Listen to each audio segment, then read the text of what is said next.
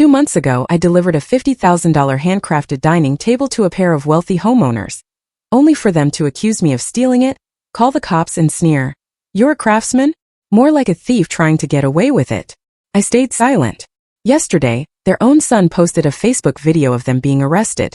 Imagine pouring your heart and soul, every single fiber of your being, into creating something beautiful, a true masterpiece. I did just that, spending 8 grueling months, almost 2,000 hours, hand-carving a $50,000 dining set from a single black walnut tree. Every joint was meticulously cut by hand. Every surface personally finished with 16 coats of oil I'd mixed myself. This wasn't just furniture. It was a piece of me. So when the delivery company called, short-staffed, and asked if I wanted to ride along to see my masterpiece installed, I jumped at the chance. I threw on an old t-shirt and work pants, figuring it'd be cool to help carry it in and watch their faces light up. I had no idea the homeowners were about to unleash a living nightmare on me because they had no clue the delivery guy was the master craftsman behind the furniture they dropped 50 grand on. The moment the door opened, the husband, Brian, stepped outside, closing it behind him, like I might just rush past him or something. We weren't expecting anyone this early, he said. His eyes narrowed, scrutinizing my unmarked truck. Let me see your work order and ID before you bring anything near my property. My chest tightened, but I stayed quiet, handing over the paperwork. He immediately started snapping photos of everything. The work order, my driver's license. Then called someone to verify, making me stand on the porch like I was a suspect.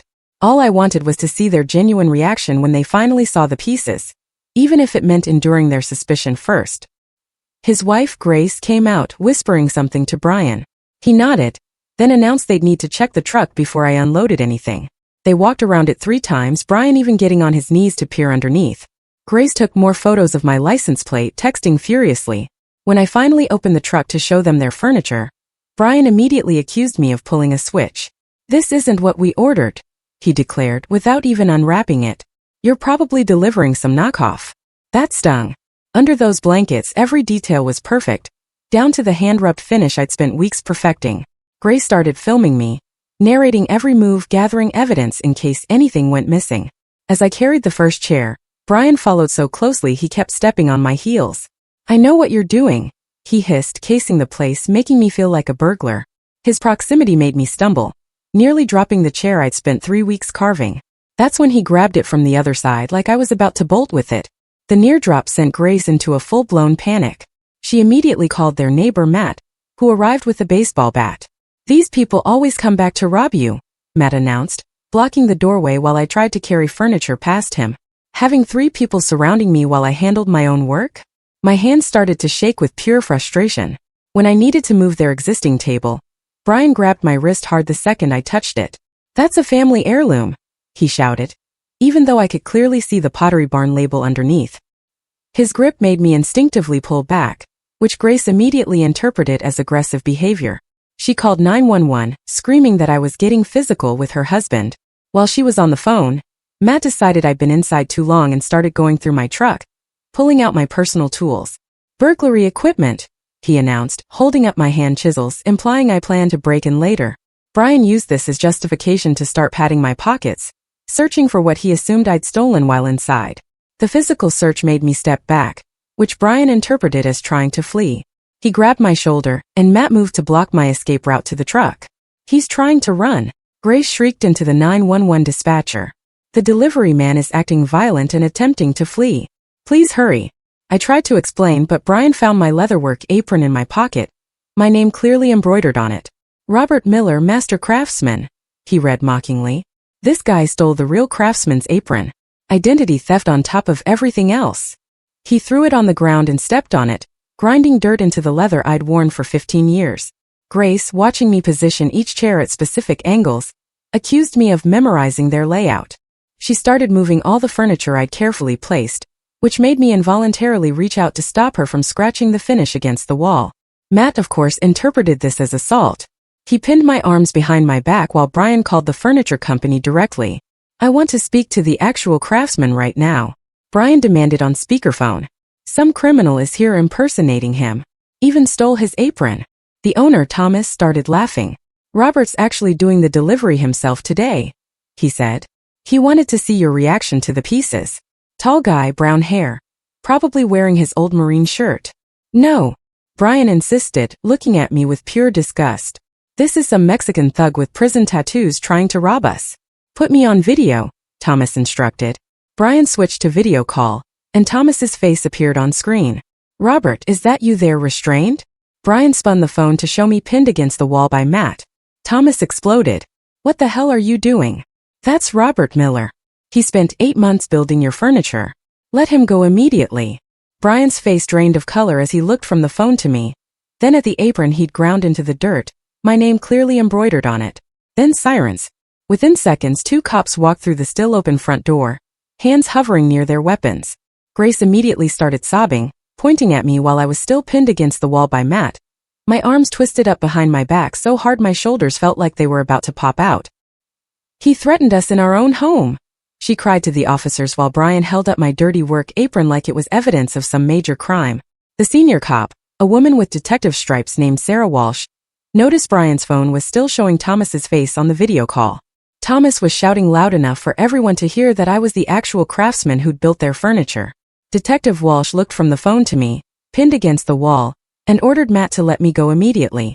Matt hesitated until she took a step toward him. He finally released my arms, and I had to catch myself against the wall because my legs had gone numb from the position he'd held me in. Sarah took Brian's phone and started talking to Thomas directly, while her partner kept everyone else in place. I watched her expression change from suspicious to concerned as Thomas explained the whole situation. Brian tried to jump in, insisting I'd been aggressive and threatening them, but Thomas was already pulling up emails on his computer and sending them to Sarah's phone. My whole portfolio, my business license, time-stamped photos of me working on every single piece of their furniture over the past 8 months. Sarah's partner had Grace play back her 911 call on speaker, and everyone could hear her claiming I was violent and trying to flee, when Brian's own security cameras would show I hadn't done anything except try to deliver furniture. Matt quietly set his baseball bat down behind a plant and started edging toward the door, but Sarah told him to stay put while she sorted everything out. She turned to me and asked if I wanted to press charges for false imprisonment, assault, and defamation. She listed each potential charge while Brian and Grace stood frozen in their marble foyer, looking like they couldn't believe this was happening. Movement on the staircase caught my eye. Their teenage son, Marcus, stood there, holding up his phone, recording everything with a look of complete disgust aimed at his parents, not at me. My hands were still shaking from the adrenaline, and my shoulders were screaming from how Matt had wrenched them, but I forced myself to speak calmly. I told Sarah I just wanted to finish the delivery I'd started. Sarah said we could discuss charges later and suggested I go ahead and properly position the furniture while she and her partner supervised. So I started explaining the grain patterns and joinery techniques, as I carefully placed each chair at the exact angle to catch the light through their windows. Each chair had taken me 3 weeks to carve, every spindle shaped by hand, and each table leg contained 40 hand-cut dovetails that would last centuries. Plus, the finish had required 16 coats of oil applied over 2 months, with sanding between each coat. Marcus came down the stairs, asking real questions about how I'd book-matched the wood grain and why I'd chosen specific joint techniques. He showed genuine interest while his parents watched in growing horror, as they realized who they'd just assaulted.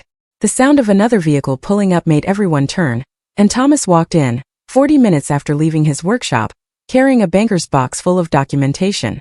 Printed emails where Brian had specifically requested that I personally oversee the installation. He also had his laptop with security footage from our workshop showing me working on every piece, all dated and time-stamped over the past 8 months. He set it up on their kitchen counter and started playing it for Sarah. Grace tried to slip away upstairs, but Sarah asked her to remain present while they reviewed everything, and I could see Grace's face going pale as she realized how much trouble they were in. Brian suddenly switched tactics and started calling this all a big misunderstanding, pulling out his checkbook and offering to pay extra for the inconvenience if we could all just forget this happened and move on. Thomas's face went red. He told Brian the contract was now void due to assault on the craftsman, and we'd be removing every piece of furniture immediately. That meant they'd waited 8 months for nothing, and no other high-end craftsman would touch their commission once word spread through the industry. I wondered what was really going through Brian and Grace's minds right then.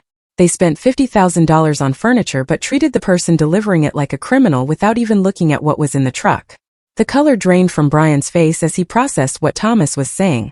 He started to argue, but Thomas was already on the phone with our workshop, sending guys with a truck to collect everything. I started wrapping the first chair in blankets while Grace frantically called their interior designer, trying to get her to intervene. But when the designer heard what happened over the speakerphone, She immediately said she was terminating their contract and wouldn't work with people who treated craftsmen this way. Marcus helped me carry one of the chairs out to the truck, whispering an apology for his parents and asking if I ever took apprentices because he wanted to learn real craftsmanship. The front door opened again and Matt's wife Linda walked in, having seen the police cars from their house. When Sarah explained what had happened, Linda turned on Matt with more fury than I'd seen all day. She grabbed the baseball bat he tried to hide and waved it in his face, yelling about how he brought a weapon to threaten a delivery man, making him apologize to me directly while Brian and Grace watched their social standing with their neighbors crumble in real time.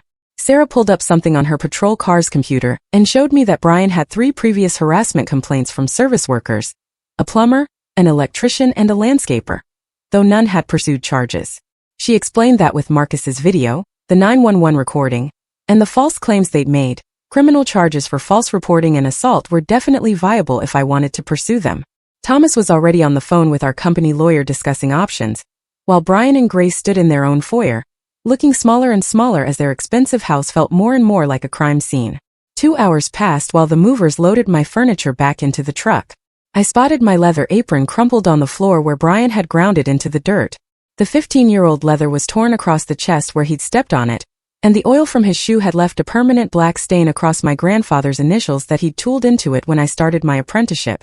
Marcus picked it up and held it toward the light, taking photos with his phone, explaining he'd already posted the whole incident online with a caption about his parents assaulting a Marine veteran craftsman. Grace grabbed his phone, and her face went white when she saw the post already had 800 shares in their Westchester community. Brian's phone started buzzing nonstop with text alerts and calls, the country club president's name flashing on the screen, asking about disturbing footage circulating among members. His law firm partners were texting frantically about protecting the firm's reputation and whether this would affect the Henderson Foundation charity gala next month. Grace started crying actual tears as she scrolled through comments from their friends, expressing shock and disappointment, watching their 20 years of careful social positioning crumble in real time. The next morning, I walked into our workshop to find Thomas already there with a woman in a sharp suit who introduced herself as Patricia Kim, our company's lawyer who'd driven up from the city after Thomas called her at midnight. The dining set sat in our showroom looking perfect, but somehow wrong now, like evidence from a crime scene rather than the masterpiece I'd spent 8 months creating. Patricia spread papers across my workbench, explaining we had grounds for assault, false imprisonment, defamation, and civil rights violations based on the racial profiling, especially with Marcus's video showing everything. She'd already filed preservation orders for the 911 call and any security footage from the Henderson property before they could delete anything. Around noon, Marcus walked through our door alone, explaining he'd taken an Uber without telling his parents because he had something we needed to see. He pulled out his phone and showed us additional footage from their home security system that he downloaded before his parents thought to delete it. Crystal clear video of his father going through my pockets while I tried to pull away. The footage also captured his mother's performance for the 911 operator, dramatically gesturing and fake crying while I stood perfectly still with my hands visible, and Matt held me against the wall. Marcus said he was 18 and willing to testify because this wasn't the first time his parents had treated workers like criminals, just the first time they'd been caught on camera. That afternoon I sat alone in the workshop holding the ruined apron, remembering my grandfather teaching me to cut dovetail joints in his garage, the smell of sawdust and machine oil filling the space while he guided my hands.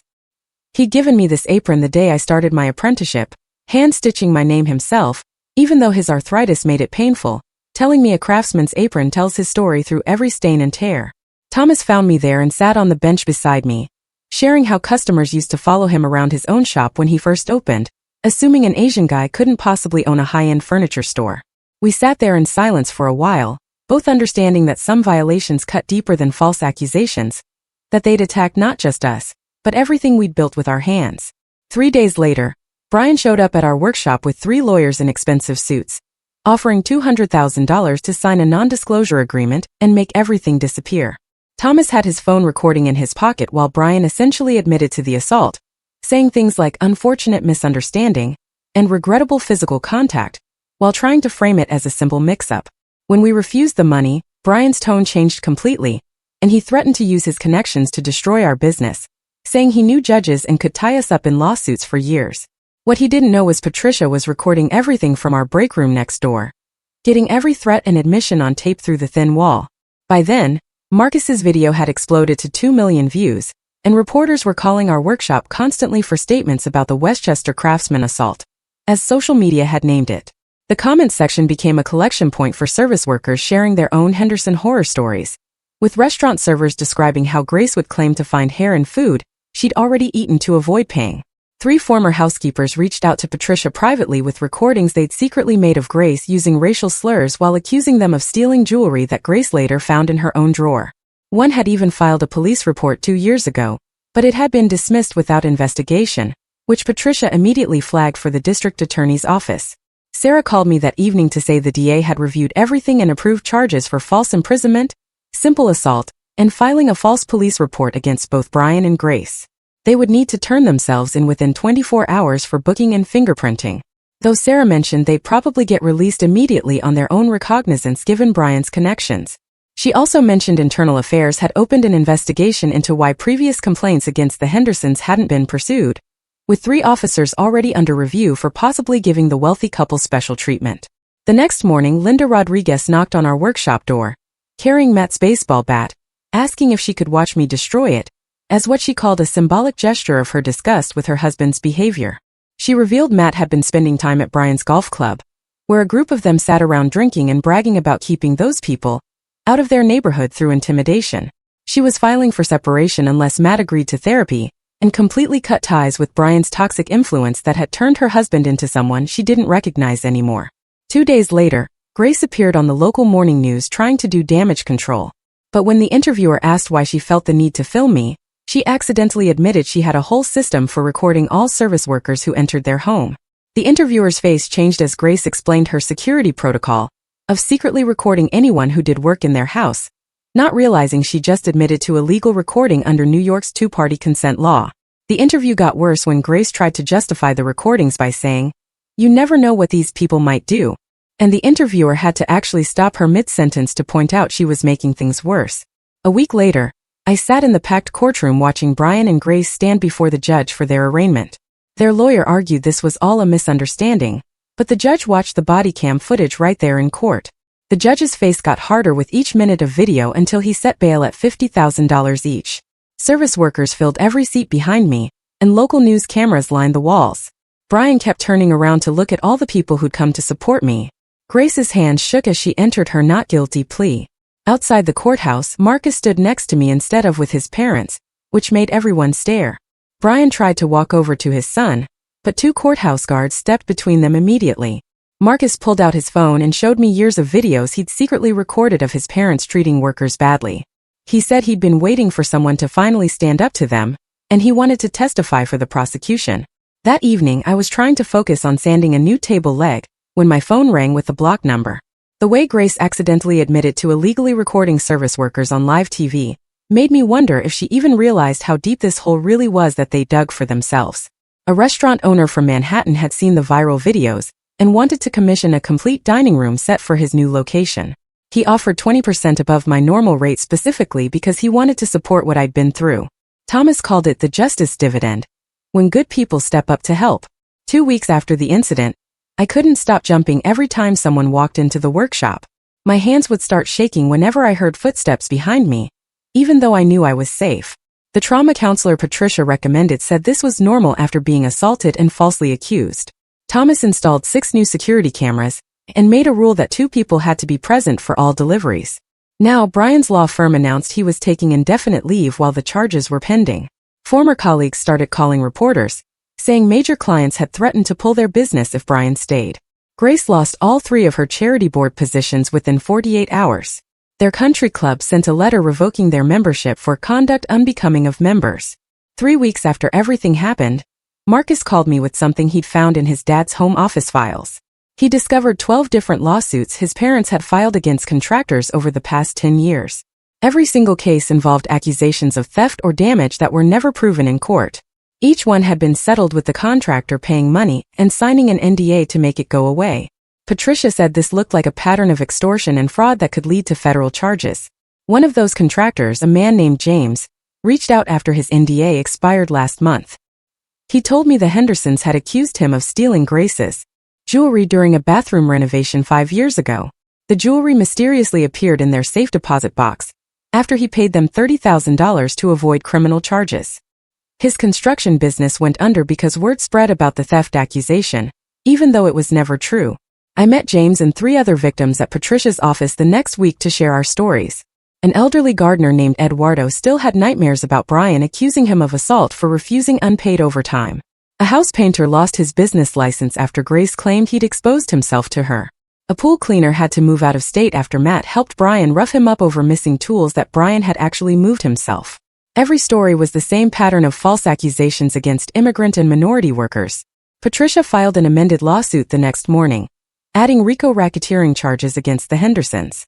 The filing showed evidence from all 12 victims and asked for $3.2 million in damages. Brian's former law firm immediately announced they were investigating whether he'd used company resources for the extortion scheme. The state bar also opened an ethics investigation that could end his legal career permanently. 1 month after the original incident, Grace tried to drive to their Hamptons house, but reporters were already waiting there. She panicked and backed into another car while trying to leave the parking lot. The police gave her a sobriety test, which she failed with a blood alcohol level twice the legal limit. Violating her bail conditions by leaving the county, plus the DUI, meant she spent the whole weekend in jail. Her mugshot went viral within hours with a hashtag #Karma4Karens trending nationally. 2 days later, Marcus showed up at the workshop carrying a backpack and asked if he could help with anything. Thomas looked surprised, but I grabbed some sandpaper and showed him how to work with the grain on a practice piece of oak. His hands shook at first, but after an hour he'd found a rhythm, working the wood like he was trying to sand away something deeper than splinters. He mentioned his sister Emma kept texting from boarding school, begging to come home for Thanksgiving, but their parents wouldn't let her because it would look weak during the legal proceedings. He pulled up her messages on his phone, showing dozens of texts about how scared and alone she felt, how the other kids knew about the arrest and kept asking questions. Marcus had already contacted a family lawyer about getting guardianship once he turned 18 in 3 months, collecting every text and email where his parents prioritized their image over their kids' well-being. The next morning, Thomas's phone rang during our coffee break, and Brian's lawyer's voice filled the workshop on speaker, offering $500,000 to settle all civil claims if we drop support for the criminal charges. Thomas told him we weren't interested in blood money, and the lawyer got flustered, accidentally mentioning that the IRS had frozen several of Brian's accounts while investigating unreported income from what he called consulting fees, but what sounded like extortion payments from other contractors. The lawyer hung up quickly after realizing what he'd revealed, but Thomas immediately called our attorney Patricia to share the information. That evening, a man knocked on my apartment door, claiming to be a private investigator Brian had hired to dig up dirt on me. Instead of threats, though, he handed me a flash drive and said Brian had been hiding millions in offshore accounts that he discovered while investigating me, and now he wanted to turn whistleblower for immunity. The drive contained bank statements from accounts in the Cayman Islands, showing regular deposits matching the amounts contractors had reported paying Brian over the years. Patricia met with him the next morning and started working with the FBI to verify the financial records, while the investigator provided detailed testimony about Brian's instructions to find anything that could discredit me. 3 nights later, I woke up to my neighbor pounding on my door, saying someone had spray painted my truck. The same racial slurs Brian had used during the incident covered both sides, along with threats to leave town. The paint was still dripping when I got outside. Security footage from the building across the street showed a figure in a hoodie, but the build and walk matched Brian perfectly despite his attempt to hide his face. Sarah arrived within minutes and called the prosecutor immediately since this violated every condition of Brian's bail. By noon, an emergency hearing was scheduled. The judge watched the security footage 3 times, comparing it to Brian's booking video, then revoked his bail and ordered him into custody immediately. Brian's lawyer argued it could have been anyone, but the judge pointed out the specific phrases matched Brian's recorded statements exactly, and the timing coincided with Brian's ankle monitor showing him leaving his house at 2 a.m. 6 weeks after the original incident, Grace showed up at the workshop drunk and pounding on the door, mascara running down her face as she alternated between screaming threats and sobbing apologies. Thomas quietly called 911 while I kept her talking through the door, recording everything on my phone as she admitted Brian made her go along with everything, threatening divorce and taking the kids if she didn't support his version of events. She kept saying she never wanted any of this, that Brian had convinced her I was dangerous, that he'd shown her fake articles about crimes committed by people who looked like me. Sarah arrived and arrested her for violating the restraining order we'd obtained after the truck incident, and Grace didn't resist, just kept crying about how Brian had ruined everything. The next morning, FBI agents surrounded the Henderson house with a warrant based on the tax fraud investigation and the financial records from the whistleblower. Marcus live-streamed from his friend's house across the street as agents carried out computers, file boxes, and even paintings that apparently hid safes behind them. Among the seized items were recordings Brian had made of planning sessions with other wealthy homeowners about coordinating their contractor extortion scheme, apparently keeping them as insurance in case anyone turned on him. The recordings included detailed discussions about targeting minority-owned businesses, specifically because they'd be less likely to fight back or be believed if they complained. Linda filed for divorce from Matt that same week and brought us security camera footage from their home showing Brian teaching Matt and other golf club members what he called proper handling techniques for minority workers. The footage showed Brian demonstrating how to physically intimidate workers while staying just within legal boundaries, using Matt as a practice partner while others took notes. Linda said she'd been recording everything for months after suspecting Matt was involved in something illegal, and now she wanted to help expose what she called an organized discrimination ring operating through the country club. The footage became key evidence in a federal investigation into systematic discrimination in Westchester's wealthy neighborhoods. Emma returned from boarding school the following week with Grace's sister, who'd filed for emergency custody of both kids. At 16, Emma was old enough to testify about years of emotional abuse, describing how her parents used her as a prop at charity events while ignoring her actual needs, forcing her to lie about their home life to maintain their reputation.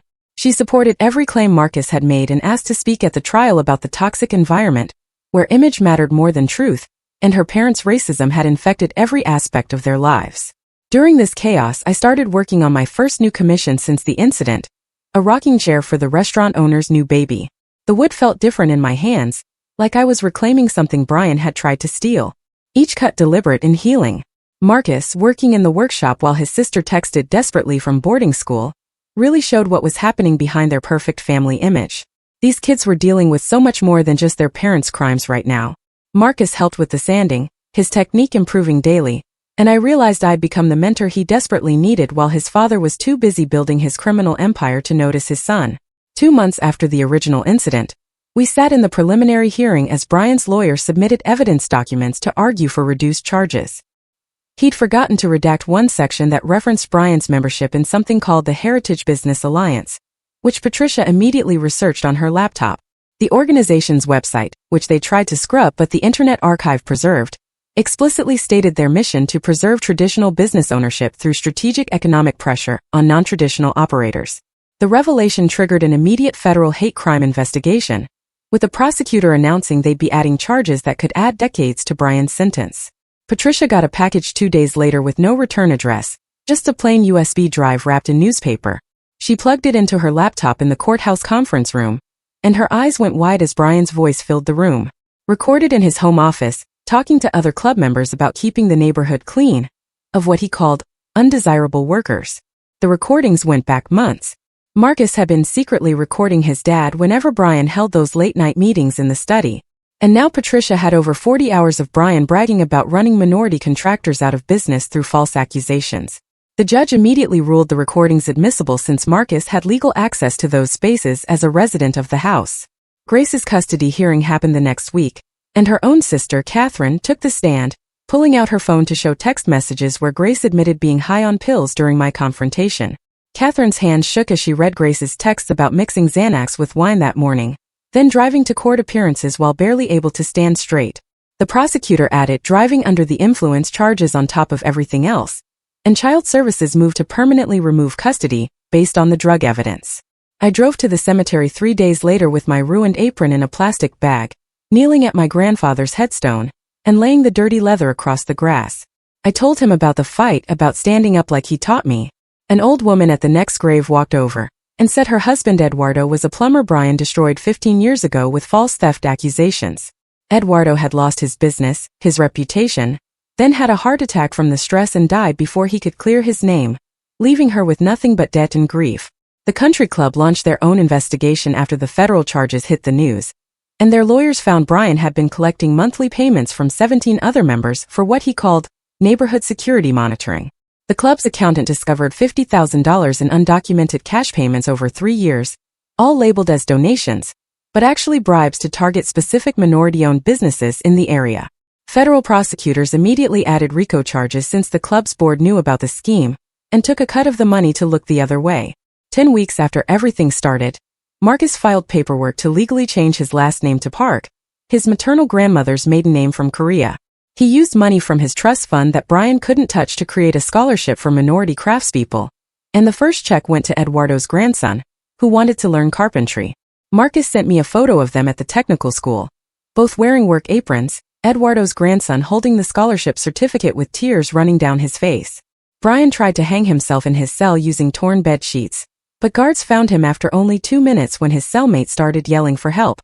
His lawyer tried to argue for reduced charges based on mental distress, but Patricia showed the judge Brian's pattern of manipulation going back 20 years in court records. The judge denied the motion and added that using suicide as a legal tactic showed Brian still refused to take responsibility for destroying lives. Thomas and I sat in front of the state commission 6 days later. Our testimony was broadcast live as we described not just our case, but the pattern we discovered. The commission had testimonies from 43 other contractors, all with similar stories of false accusations from wealthy clients. Most never reported because they couldn't afford lawyers. The proposed legislation would triple penalties for false accusations against service workers and require automatic investigation when someone filed more than 2 complaints in a year. Grace's mother, Helen, flew in from Florida and held a press conference on the courthouse steps, holding up childhood photos of Grace with their family's black housekeeper, Marie. Helen's voice broke as she apologized to every victim, saying she'd raised Grace to respect everyone, but somewhere her daughter had turned into a monster she didn't recognize. She showed a photo of 5-year-old Grace on Marie's lap at Christmas, then another of teenage Grace refusing to attend Marie's funeral because she had a spa appointment. The prosecutor got security footage from the golf club the next morning, showing Brian at the bar discussing his backup plan with 3 other members. The video clearly captured Brian saying he'd plant cocaine in my truck if I didn't take the settlement, even showing him pulling out a bag of white powder from his golf bag. The other 3 men nodded and offered to be witnesses that they saw me with drugs. And now all 3 faced conspiracy charges alongside Brian. 3 months after that first terrible morning, the IRS seized every asset Brian and Grace owned after finding they'd hidden income for over a decade. Their $7 million house went into foreclosure within a week. Both Mercedes were repossessed from the country club parking lot, and Grace had to take the bus to her court appearances. Other passengers recognized her from the news and would move away, leaving her sitting alone in the back, which Patricia said hurt Grace more than any potential jail time would. The pretrial stuff started 3 weeks later when Brian's law firm suddenly decided they wanted nothing to do with him. His partners sent over boxes of emails where Brian had used company computers to look up every service worker who'd ever come to his house, running background checks and credit reports without permission. The prosecutor showed me 17 sworn statements from former partners describing how Brian would make racist jokes during meetings, and they'd all just sit there quietly because he brought in the biggest clients. They found emails where he'd coached other lawyers on how to scare immigrant workers into accepting lowball settlements by threatening to call immigration, even when the workers were citizens. The firm's IT department handed over chat logs where Brian bragged about making a plumber cry by following him to his truck and taking photos of his license plate while telling him he'd make sure the guy never worked in the county again. Meanwhile, Emma and Marcus had moved in with Brian's sister, Catherine, after child services got involved. Catherine called me to apologize for her brother and asked if Marcus could visit the workshop because he'd been having nightmares about what his parents did to me. Emma had started writing online about growing up with parents who treated everyone like criminals, and her blog got so popular that companies started paying for ads on it. She sent every penny to groups that help immigrant workers with legal problems. Matt's plea hearing happened the next week, and I watched him stand in front of the judge, shaking so hard the bailiff had to steady him. He admitted Brian had spent months telling him that Mexican and black delivery drivers were all casing houses for robberies, and showing him fake crime statistics Brian had made up. Matt started crying so hard he couldn't talk when he described how Brian convinced him to keep a bat by the door and check his security cameras every time a non-white person walked by. Linda sat in the back row with divorce papers in her lap and wouldn't even look at him. The prosecutor asked Matt if he understood he'd assaulted an innocent man, and Matt just nodded and said Brian made him so scared of everyone that he'd started following delivery trucks around the neighborhood taking pictures. 2 days later, the police drove me back to the Henderson house to get my tools that got left behind in all the chaos. The place was completely empty, with a foreclosure notice taped to the door and weeds already growing through the driveway cracks. Standing in that dining room where Brian had grabbed my wrist and accused me of stealing, where Matt had held me against the wall, where Grace had filmed me like I was some kind of criminal, I could still see the scratches on the floor from when they dragged my handmade chairs across the hardwood. The detective pointed to the corner where my tool bag had been kicked during the struggle and said the crime scene photos showed my chisels scattered everywhere, like evidence of some break-in instead of the instruments I'd used to create their furniture. I picked up each tool and remembered using it to carve the details Brian had paid $50,000 for, the same details he'd accused me of trying to steal. For months after everything started, the prosecutor called to say Brian's former secretary wanted to testify. She came to my workshop with a box of recordings she'd secretly made after Brian grabbed her in his office, and she'd reported it to HR, only to be fired the next day. On the recordings, you could hear Brian telling Grace exactly what to say if they ever needed to frame someone, how to cry on command, how to position herself so cameras would catch her looking scared. Another recording had Brian laughing about how he planted drugs in a contractor's truck, then called the cops, and how the guy spent 3 days in jail before proving his innocence but still lost his business. Marcus secretly recording his own father for months makes me really curious about when he decided to start. Was it after seeing other contractors hurt? Or did something specific happen that made him realize who his dad really was? She played me one where Brian described sexually assaulting her in detail to another partner who just laughed and said she probably wanted it since she wore skirts to work. The police academy invited me to speak after the video of Brian attacking me went viral and got used in training programs about racial profiling. Sarah introduced me to a room full of cadets and explained how she'd almost arrested me that day because Brian and Grace seemed so believable, so normal, so much like the kind of people cops usually trust. I showed them my hands and the scars from years of woodworking, and asked how many times they'd assumed someone was guilty because of how they looked or what job they did. One cadet raised his hand and admitted his dad was a mechanic, and people always assumed he was trying to rip them off just because he had grease under his fingernails. Another said her mom cleaned houses and the clients would count their jewelry after she left. Grace made bail somehow, and 2 weeks later our security cameras caught her sneaking up to the workshop at 3 o'clock in the morning with gas cans.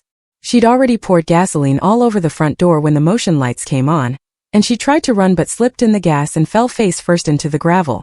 The police found her with matches in one hand and a lighter in the other, her face all cut up from the fall, screaming that I'd ruined her life and deserved to burn. They charged her with attempted arson and terrorism, since she tried to destroy a place where multiple people worked, and the judge revoked her bail immediately. Marcus showed up at the workshop the next week with something wrapped in a dish towel, his hands shaking as he unwrapped a cutting board he'd made from oak scraps. He'd sanded it smooth and oiled it just like I'd taught him during his visits, and he'd burned his initials into the corner with a wood-burning pen he'd bought with his allowance. He said making it helped him understand that creating something real takes patience and skill, not the kind of money his parents threw around to make themselves feel important.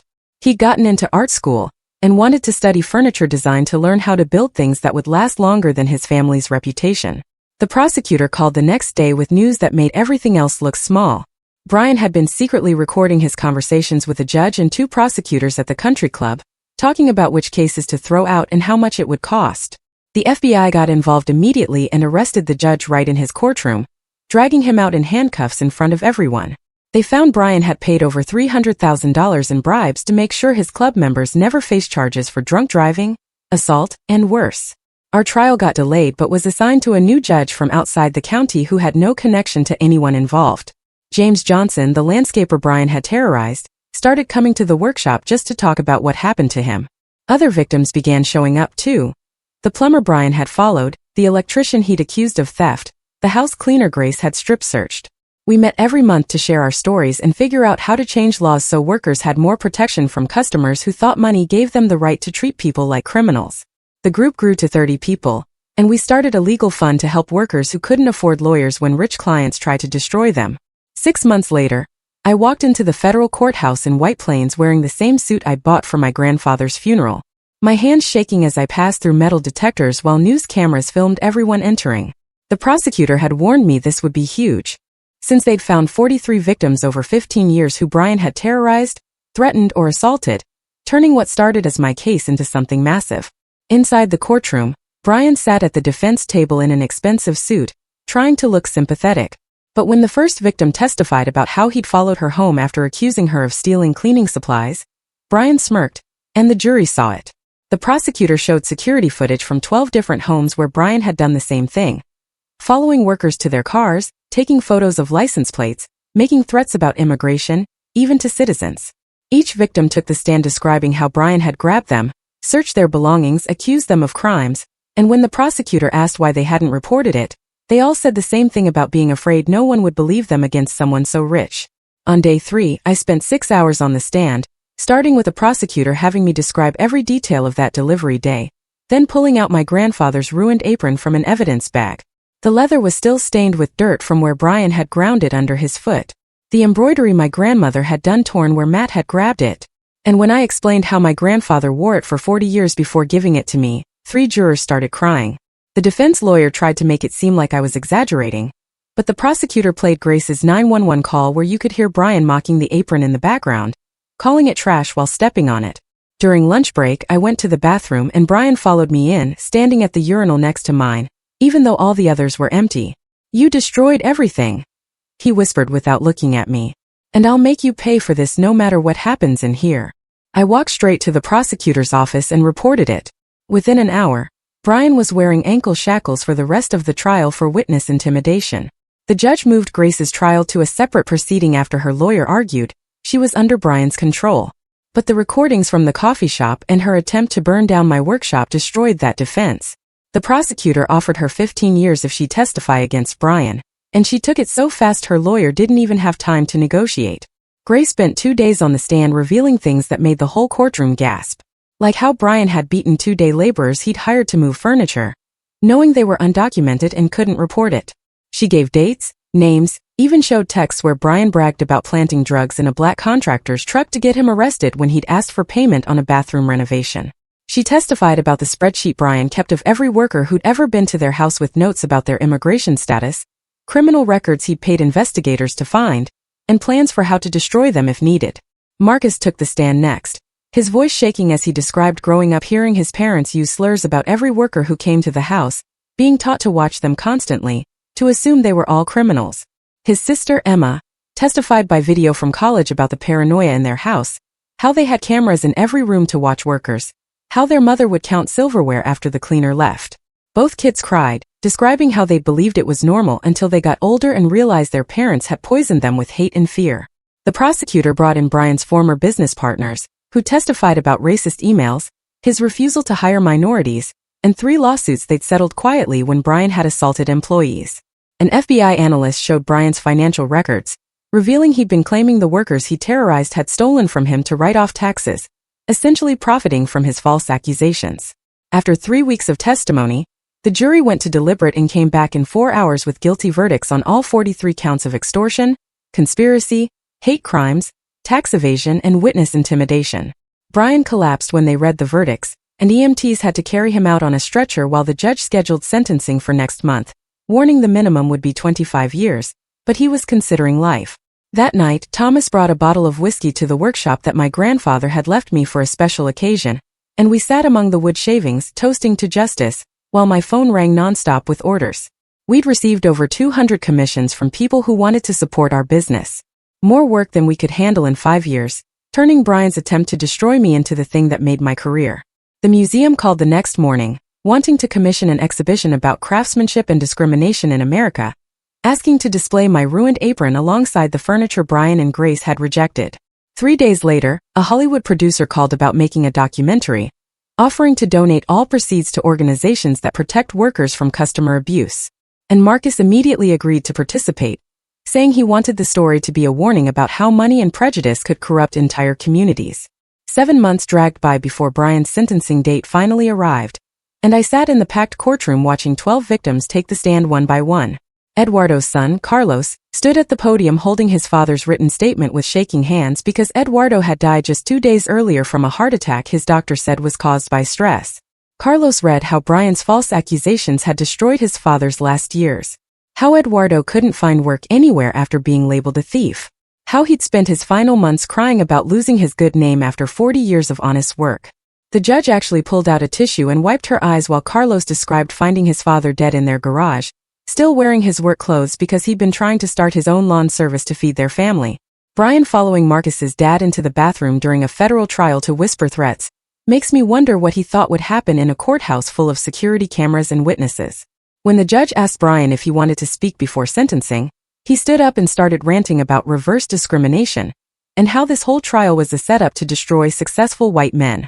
The prosecutor had to physically restrain me when Brian pointed at Eduardo's family and said they were probably illegal anyway and deserved what happened to them. The judge sentenced him to 45 years in federal prison with no possibility of parole, and Brian completely lost it, screaming that we'd staged everything and that he was the real victim here. 2 bailiffs had to drag him out while he kept yelling about witch hunts and how his lawyers would get this overturned, and the whole courtroom burst into applause from victims and their families. Grace's sentencing came the next day, and she at least tried to apologize to me directly, though her words felt empty after everything she'd done. Her mother sat in the back row and kept mouthing, "I'm sorry," to me. Grace got 18 years for her role, plus the arson attempt she'd planned at our workshop. Matt's plea deal hearing was quieter since Linda had already moved to California with her kids and didn't even show up to watch. He got 2 years probation and mandatory counseling. Afterward, he actually waited for me outside the courthouse to apologize again, showing what seemed like real understanding of what he'd done wrong. The civil trial took another month, but the jury awarded us $4.7 million in damages, though most would come from insurance and asset sales since the IRS had already frozen Brian's hidden accounts. Patricia made sure every victim got compensated, with Eduardo's family receiving the largest share of $1.2 million for their loss. 8 months after the original incident, 2 guys from a white supremacist group called True Patriots got arrested by the FBI for planning to attack our workshop in revenge for Brian's conviction. The community responded by organizing this huge craft fair in our parking lot with hundreds of people showing up to support us and by handmade items from local artists. Marcus graduated high school as valedictorian that spring and gave this speech about choosing integrity over inheritance that had everyone in tears. He thanked me publicly for showing him what real strength looked like. A guard later told me Brian had watched the whole thing on a contraband phone from prison. The Smithsonian exhibition opened that fall with my grandfather's apron as the centerpiece. Except it wasn't the destroyed one anymore, because Marcus had secretly worked with leather craftsmen for months to restore it perfectly as a surprise. Standing there with Patricia and our kids looking at that apron behind museum glass, I felt something inside me finally start to heal after all those months of anger. But even a year after everything happened, I still jumped whenever delivery trucks pulled up to our workshop, and my hands would shake when unfamiliar people walked through the door. Thomas noticed and installed this plaque by the entrance that said, "All workers welcome with dignity and respect," in 12 different languages, which helped remind me why we'd fought so hard. I kept the furniture Brian and Grace had commissioned in a storage unit across town, and sometimes I'd go there alone just to run my hands over the wood and remember that beauty could still exist, even when it came from the ugliest circumstances. Patricia suggested we auction it for charity, but I couldn't let it go because those pieces represented 8 months of my life before everything went wrong. Back when I still believed rich clients were just people who appreciated fine craftsmanship. A year after that terrible day, we opened our workshop doors to hundreds of people who'd been waiting to see where their furniture came from. Sarah arrived first with her restaurant staff, followed by dozens of workers Brian had terrorized over the years. Even Linda showed up after flying in from California, where she'd moved to escape the shame of what Matt had done. The workshop filled with laughter and tears as people shared their stories while running their hands over the wood samples I'd set out. I was showing a group how to use a hand plane when someone's phone started buzzing with breaking news. The local news anchor on the screen looked serious as she announced that Brian Henderson had been killed in federal prison by another inmate, a Mexican-American man whose brother's landscaping business had been destroyed by Brian's false accusations years ago. Nobody cheered, but the room went quiet as we all processed that Brian's hatred had finally consumed him the way it had consumed so many others. 3 days later, a letter arrived from Grace in prison, her handwriting shaky as she explained that Brian's death had freed her to finally tell everything. She confessed to 17 more cases where they'd filed false police reports against workers, including 3 where people had been deported and 1 where a man had killed himself after losing his green card application. The detective who'd helped me called to say Grace's confession had given closure to several families who'd never known why their loved ones had been targeted.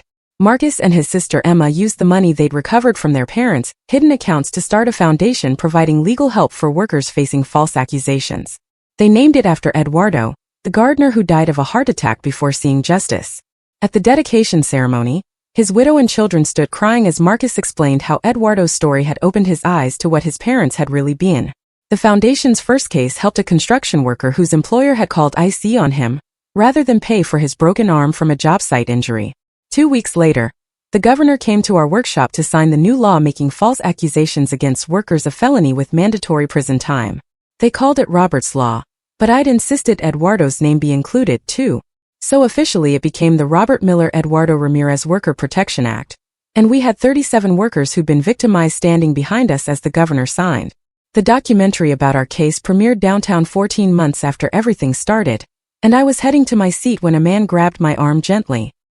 He introduced himself as Brian's brother, James, and instead of anger, he had tears in his eyes as he handed me a stack of letters Brian had written from prison. The letters showed Brian's complete mental breakdown, filled with paranoid rants about Mexican conspiracies, and how even the white guards were secretly Hispanic agents, proving his racism had turned into full psychosis before his death. James apologized for not stopping Brian years earlier when he cut James off for marrying a black woman, saying he should have known Brian would hurt others the way he'd hurt their family. A week later, we got word that Grace had been attacked in prison by another inmate whose cousin had been deported after Grace's false report. The attack left Grace partially paralyzed from the waist down, confined to a wheelchair in the prison medical ward for the rest of her 20-year sentence. I didn't celebrate her injury, but couldn't ignore the harsh justice in her facing the same vulnerability she and Brian had forced on so many workers. Marcus brought his new girlfriend to the workshop the following month, and my throat tightened when he introduced her as Eduardo's granddaughter Maria, the girl who'd received the scholarship. They'd met at Eduardo's memorial service and bonded over transforming their family's trauma into something positive. And watching them work together on a small jewelry box felt like the ultimate rejection of everything Brian had believed. The FBI agent heading the investigation called to say they'd finished their work with 37 indictments of Brian's network members. The country club where Brian had recruited his conspirators was shut down and seized, its assets liquidated to pay victims, and the building was being converted into a community center, specifically focused on helping immigrant families. The irony wasn't lost on anyone that the place where rich white men had planned their attacks on workers would now serve the very people they tried to destroy. The final federal trial wrapped up 18 months after that horrible delivery day, with a judge calling it the most extensive hate crime network ever prosecuted in New York. The combined sentences totaled over 400 years in prison, sending a message that terrorizing workers wouldn't be tolerated anymore. As I sat in the gallery watching the verdicts, I thought about those dining room chairs still sitting in storage. They represented the last piece of my old life, when I believed craftsmanship could bridge any divide, before learning that some people's hatred ran deeper than any beauty could reach. Thomas called me 6 months later with an idea that changed everything. He wanted to expand the workshop into a school for traditional craftsmanship with full scholarships for minority students. We spent weeks converting the old storage building next door into classrooms with workbenches and tool racks. Marcus showed up every afternoon after his community college classes to help sand floors and install lighting. His hands had gotten steady from months of practice, and he could already identify different wood types by grain pattern alone. We opened enrollment in January, and had 40 applications within 2 weeks for 12 spots. The first graduating class finished their training in 18 months, and every single one had job offers before graduation. Marcus started teaching beginner classes while studying furniture design at night school. I watched him demonstrate dovetail joints to a group of new students with the same patience Thomas had shown me 20 years ago. Brian's courtroom meltdown makes me wonder if he truly believed his own twisted version of reality, or if this was just his last desperate performance. Grace trying to apologize feels hollow, but at least she showed some tiny bit of awareness, unlike Brian who went to his grave convinced everyone else was wrong. One afternoon, I started working on a special piece using wood salvaged from the old country club that had burned down. The table base incorporated fragments of my grandfather's apron that I'd carefully preserved after Brian destroyed it. Marcus helped me with the final oil finish, and we worked side by side for 3 days getting it perfect. The completed table now sits in the workshop entrance where everyone can see it when they walk in. Sarah got promoted to captain, and called to tell me she'd implemented new protocols for investigating service worker complaints. Every complaint now required pattern analysis and mandatory follow-up interviews with multiple witnesses. She sent me copies of the new training materials that used our case as the primary example. Her department had already prevented dozens of similar incidents, using the new procedures she developed. Emma Henderson published a memoir about growing up in her parents' household 18 months after the trial ended. She donated all the proceeds to organizations supporting victims of discrimination and workplace abuse. At her book signing downtown, she read a passage about watching me that day in her parents' house. She described how my calm dignity, while her parents screamed, showed her there was another way to live. 2 years after everything started, Grace died in prison from complications related to her paralysis and prescription drug withdrawal. Emma and Marcus chose not to attend the funeral, but instead organized a memorial for all their parents' victims. They rented a community center, and over 200 people showed up to share their stories. The workshop had become something I never expected, as workers who'd faced discrimination started visiting to leave notes on our solidarity wall. Every morning, I'd find new messages pinned up from delivery drivers and cleaners and landscapers sharing their own experiences. Reading them reminded me daily that our fight had given others courage to speak up about their own treatment. Marcus opened his own studio last spring, specializing in affordable furniture for immigrant families, funded by commissions from wealthy clients. His first completed piece was a dining table for Eduardo's widow, crafted with the same 16-coat finish I'd taught him. He delivered it personally and helped her set it up in her small apartment while her kids watched. A letter arrived yesterday from an inmate who'd been Brian's cellmate during his final months in prison. He wrote that Brian had spent those last weeks consumed by paranoid delusions about minority conspiracies even behind bars. The other inmates avoided him completely, and he died alone in the medical wing, still ranting about being persecuted. Standing in the workshop at closing time, I ran my hands over the original dining set Brian and Grace never received. These pieces that took 8 months of my life will never leave this space. Now they've become monuments to something more important than their $50,000 price tag could ever represent. Thomas found me there yesterday evening, watching Marcus teach a young Ethiopian refugee how to read wood grain patterns. The boy's eyes lit up when Marcus showed him how to identify heartwood from sapwood by color variation alone. My grandfather's restored apron hangs on the wall now beside photos of every worker we've helped find justice since our case. The workshop hums with purpose every day as 12 new students learn traditional joinery techniques, alongside modern business practices. We've placed 48 graduates in jobs across the tri-state area with starting salaries above union scale. Justice turned out to be more than verdicts and prison sentences and million-dollar settlements. It's Marcus teaching that refugee boy the same techniques my grandfather taught me 60 years ago. It's watching someone who started as Brian's son become a master craftsman, helping immigrant families furnish their first American homes.